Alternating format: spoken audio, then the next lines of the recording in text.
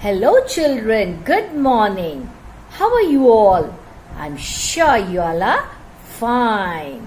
My dear cadets of class 8, today we are going to begin the new session. Today begins the new session 2021-22. So welcome to the new session. This is English for class 8. So today we are going to do the lesson how the camel got his hump. So let's begin, children. First, the summary of the story. How the camel got his hump is an imaginary story written by Rudyard Kipling. It is a fable about a lazy camel. Children, do you know what is a fable? Fable is a story that teaches us some lesson, and no doubt it is very interesting. Children are really fond of fables. So it is a fable about a lazy camel that would not work and simply said hump to everyone who would ask him to do some work. So the camel in this story is a lazy animal, lazy camel.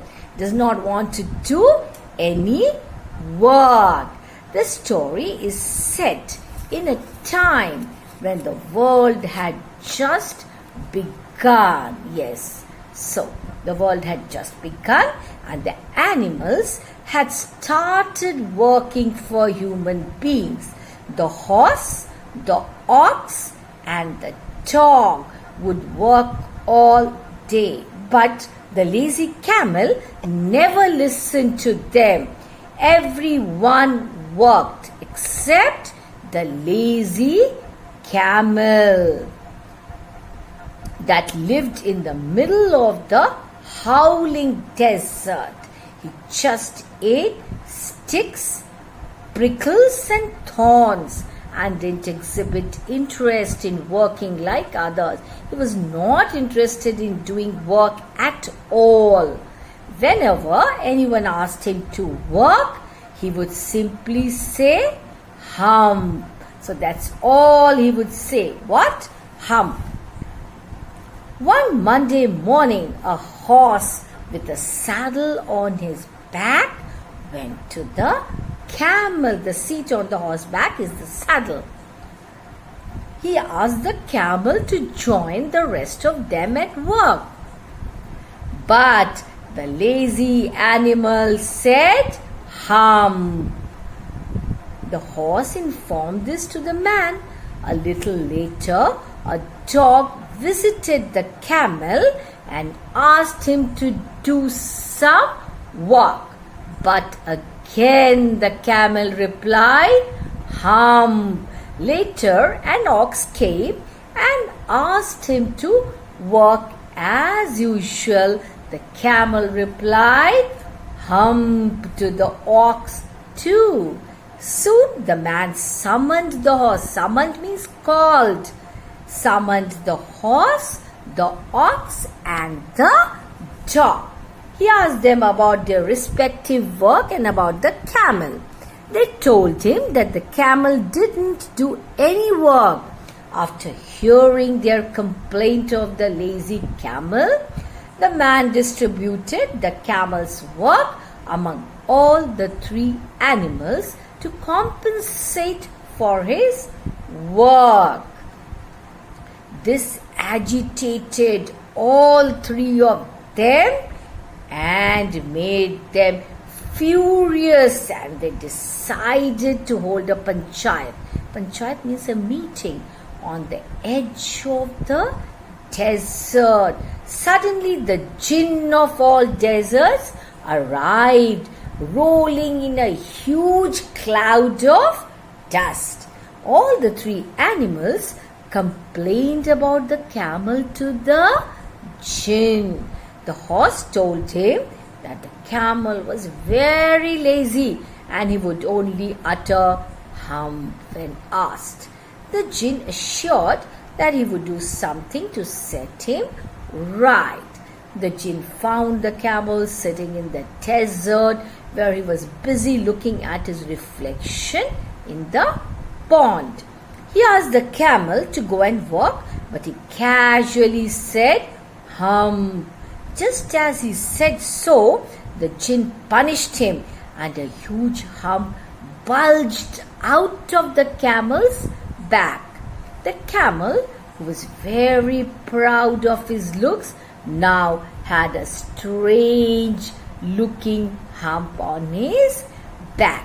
He was astonished. He was surprised to see his reflection in the water, and the jinn explained to the camel that he was himself solely responsible for this transformation, the change that had happened to him. What was the change that happened to him? He got a hump on his back, that bulge on his back. The jinn then asked the camel to walk, but the latter replied that he couldn't walk as he had a huge hump on his back. The jinn said that as the camel didn't walk for 3 days previously, he could now walk with his hump for 3 days without drinking or eating. So this was a punishment for the camel. Thus, the camel started working like other animals. This is how the camel got his hump. So, conclusion of how the camel got his hump. The chapter, How the Camel Got His Hump, teaches students that we should not waste our time by sitting idly. We should not be lazy. One who is lazy and does not perform his duties or fulfill his responsibilities. So one who is lazy tends to suffer in the end. So children, what do we learn from this story? How the camel got his hump? We should not be lazy. We should not be idle. We should do our work. Whatever we are supposed to do, we should do. We should not be lazy. If we are lazy, what will happen? Our condition will be like that of the camel. We have to suffer in the end. So children, do not be lazy. That's the lesson we learn from this story. In the beginning, when the world was new and the animals were just beginning to work. For man, there was a camel and he lived in the middle of a howling desert because he did not want to work. He ate sticks and thorns and prickles, and when anybody spoke to him, he said, "Hump, just hump and nothing else." Howling desert. What is a howling desert, children? A desert where you hear howling noises of both animals and the wind. Thorns, a stiff, sharp-pointed woody projection on the stem or other part of a plant. Prickles, a short-pointed outgrowth on the bark of epidermis of a plant. A small thorn.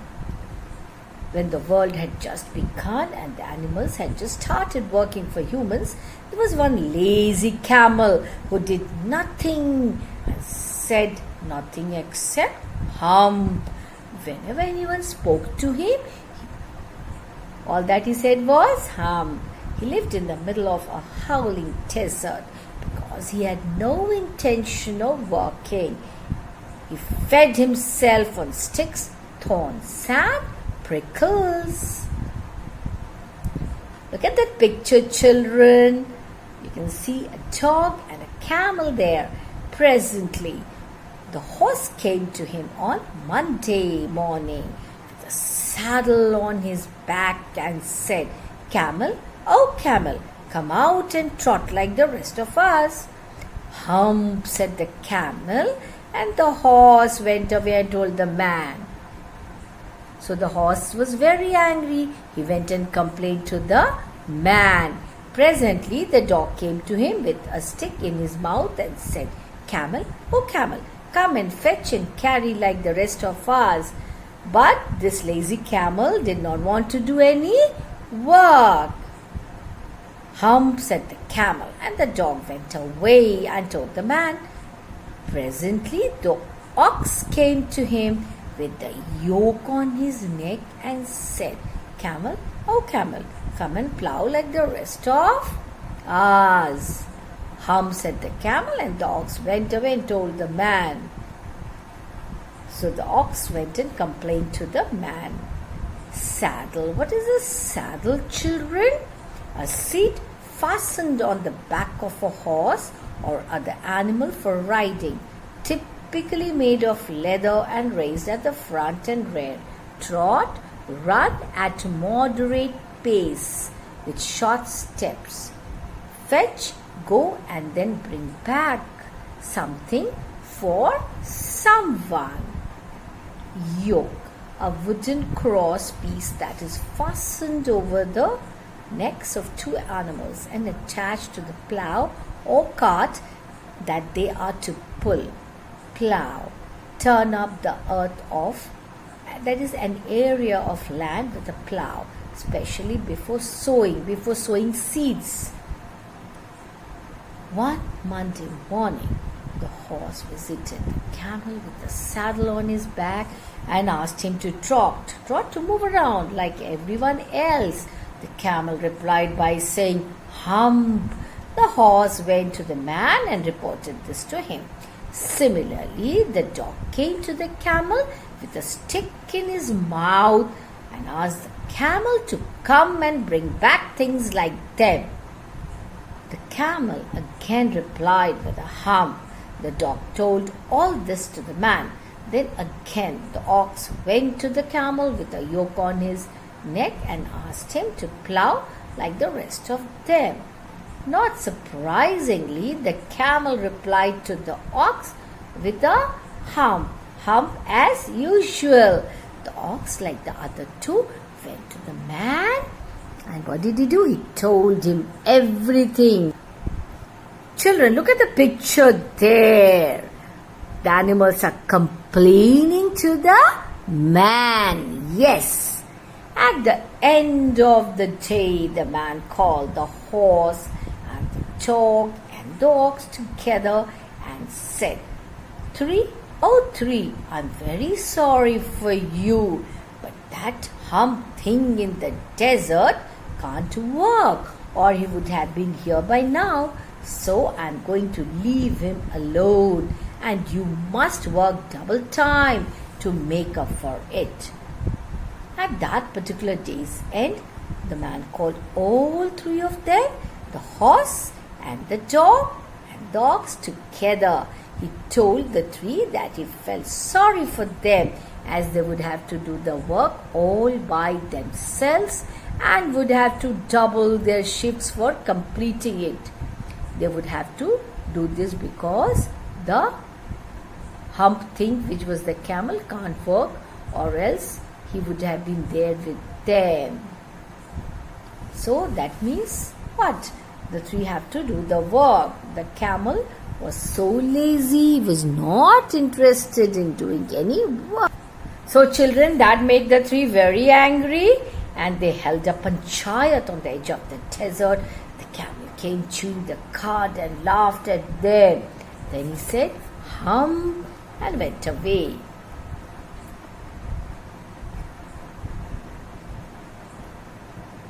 Presently there came along the jinn who was in charge of all deserts. So jinn is in charge of all deserts. He came rolling in a cloud of dust. "Jinn of all deserts," said the horse, "is it right for anyone to be idle?" "Certainly not," said the jinn. So what was the jinn's reply? The jinn said, "No, it was not right for anyone to be idle." "Well," said the horse, "there's a thing in the middle of the desert, your desert, the long neck and long legs, and he hasn't done a stroke of work since Monday morning. He won't trot. He won't move. Whew, said the Jinn, whistling. That's my camel. What does he say about it? He says hump, and he won't plow, said the ox. So all the three animals are very angry. Very good, said the Jinn. I'll hump him if you will kindly wait a minute. That means I will punish him. Panchayat. What's the meaning of panchayat? A council. Cud. Partly digested food returned from the first stomach or ruminants to the mouth for further chewing. Jinn. Pronounced Jinn and variously spelt as G-E-N-I-E, G-E-N-I-I, but the pronunciation is Jinn, children. A spirit that has strange powers and can assume any form, human or animal. View used to express surprise. I'll hump him, I'll deal with him, I'll punish him. Upon hearing that they would have to work double time, three got annoyed. They were very angry that they had to work double time. They conducted a panchayat, that is a meeting, on the border of the desert. Only then the camel arrived, chewing cud. Children, even cows chew cud. He made fun of the three, said his regular hump, and left. The very next moment, the Jinn of all deserts arrived, rolling in a cloud of dust. So what happened after the camel went away? The Jinn arrived. The horse asked the Jinn if it was okay for someone to spend all their time doing nothing. That means sitting idle.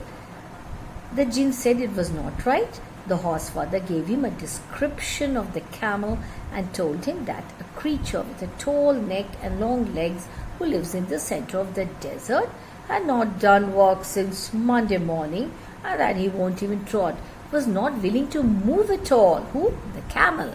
The Jinn was quite surprised on hearing this and tells the three that he knows the camel and asks them about their attitude towards work. The ox told him that he does not even plow and only says hump whenever they go and talk to him. The Jinn understood and took the situation in his hand and asked the tree to wait until he handled the camel. So, the Jinn now, what did he mean by saying this? He meant that now he would punish the camel. So children, this was all about the first part of the story. Yes, children. Now we move on to the second part, children. The Jinn rolled himself up in his dust cloak and took a walk across the desert and found the camel looking at his own reflection in a pool of water. My friend, said the Jinn, what's this I hear of you doing no work? The Jinn sat down with his chin in his hand. The camel looked at his own reflection in the pool of water. Children, look at that picture there. What is the camel doing? Looking at his own reflection. Yeah. And the Jinn is also present there. You've given the three extra work ever since Monday morning. All on account of your idleness, said the Jinn. So the Jinn seems to be very angry. After having a word with the three, the Jinn disappeared by rolling himself in his dust cloak. He walked around in the desert to find the camel. Finally found the camel gazing at his own reflection. He was staring at his own reflection in the water. The Jinn told the camel that he had heard of him not willing to work at all. The camel continued to look at his own reflection while the jinn sat down with his chin in his hand. The jinn continued to speak as he told the camel that as a consequence of his laziness, what's the meaning of consequence? As a result of his laziness, the horse, the dog and the ox are working double time since Monday morning, and that's wrong. Yes, children? And he went on thinking with his chin in his hand. Hump, said the camel. I shouldn't say that again if I were you, said the jinn. You might say it once too often. I want you to work. So the jinn was very angry. He wanted the camel to do some work. The camel said, hump again. But no sooner had he said it than he saw his back that he was so proud of, puffing up into a great big hump. Puffing up. What is the meaning of puffing up, children? Becoming bigger. Hump. A rounded protuberance found on the back of a camel or other animal. After talking to the camel clearly, the jinn continued his thinking. The camel replied with his usual hump. The camel was not bothered. The jinn told the camel to better stop saying it. He added that he had been saying hump quite a lot now and how he wants him to start, and now he wants him to start working instead. Despite jinn's warning, the camel replied again with the hump. As he took out the word out of his mouth, the camel noticed his back becoming bigger and bigger and bigger. The back he was so obsessed with had now grown up into a big hump. Do you see that? Said the jinn. That's your very own hump that you have brought upon your very own self by not working. That was a punishment for the camel, children. The jinn punished him. Today is Thursday and you have done no work since Monday when the work began. Now you are going to work. How can I? Said the camel, with this hump on my back. So the camel tells the jinn, how can I work with this hump on my back? It is not possible to do any work. That has a purpose, said the jinn. All because you missed those 3 days. You will be able to work now for 3 days without eating because you can live on your hump. And don't you ever say, I never did anything for you.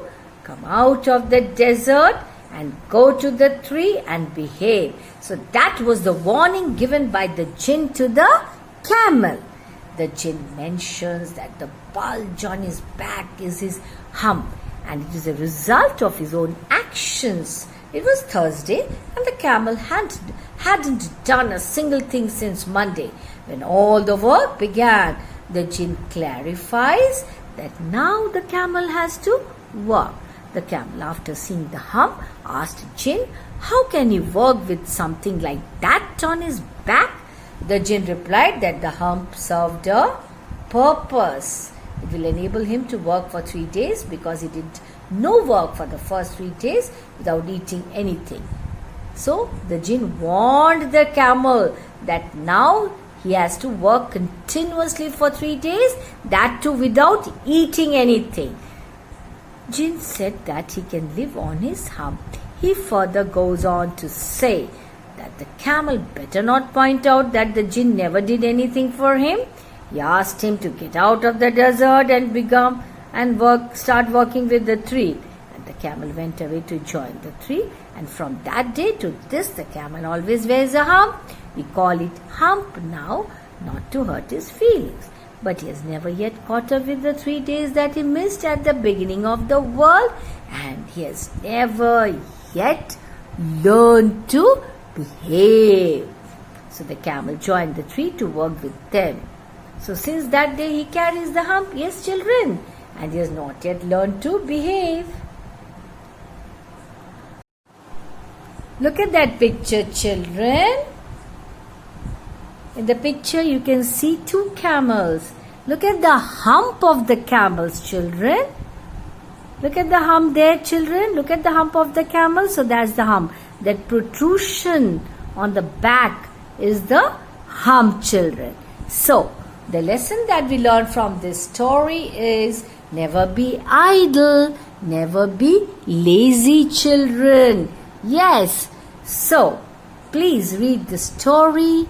Go through the story. Read it at least 2 or 3 times with proper understanding. I'm sure you'll enjoy reading this lesson. I'm sure you'll like the story. That's all, children. Thank you and goodbye.